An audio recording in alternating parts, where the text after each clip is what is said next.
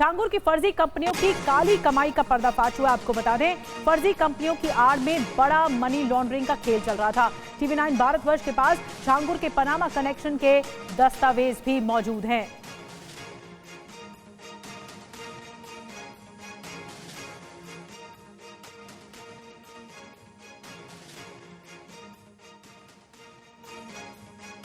तो ये डॉक्यूमेंट्स हमारे पास मौजूद हैं जो कि काला चिट्ठा है छांगुर के अकूत कमाई का, काली कमाई का, और इसका पर्दाफाश हो चुका है अब।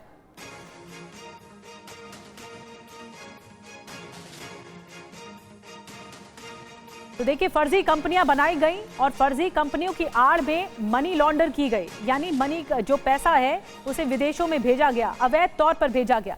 अब यूपी टू पनामा छांगुर के कितने राज आपको बताने जा रहे हैं, कहां कहां तक ये काला साम्राज्य फैला हुआ है। टीवी 9 की एक्सक्लूसिव खबर है, पनामा में छांगुर की फर्जी कंपनियों से करोड़ों की काली कमाई का पता लगा है।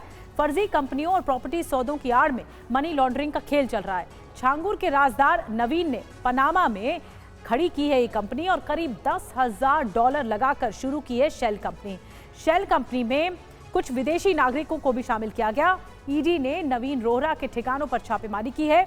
छापेमारी के दौरान कंपनी से संबंधित दस्तावेज बरामद भी हुए हैं। पनामा कनेक्शन के दस्तावेज टीवी 9 भारतवर्ष के पास मौजूद हैं।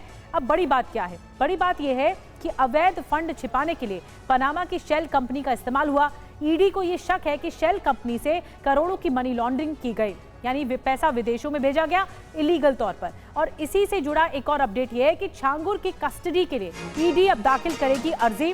पुलिस रिमांड के लिए ईडी दाखिल करेगी अर्जी, यानी ईडी रिमांड पर लेकर पूछताछ करना चाहती है और छांगुर के करीबी रोहरा की कस्टडी की भी मांग करेगी। लखनऊ कोर्ट में अर्जी दाखिल करेगी ईडी। ईडी ने छांगुर के खिलाफ दर्ज किया है मनी लॉन्ड्रिंग का केस भी।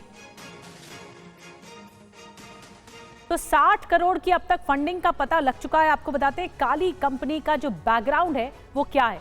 इसका नाम बनाया गया लागोस मरीन, ऐसे ये नाम रखा गया। और ये कंपनी कब बनाई गई? 2003 में। किस नाम से रजिस्टर्ड है ये कंपनी? इंटरनेशनल शिपिंग ब्यूरो के नाम से रजिस्टर्ड है। कितना निवेश इस कंपनी में किया गया? $10,000 तक किया गया। अब पता क्या है? 30वीं street Balboa avenue, building number 39, Panama City, Panama Republic, ये कंपनी का एड्रेस है।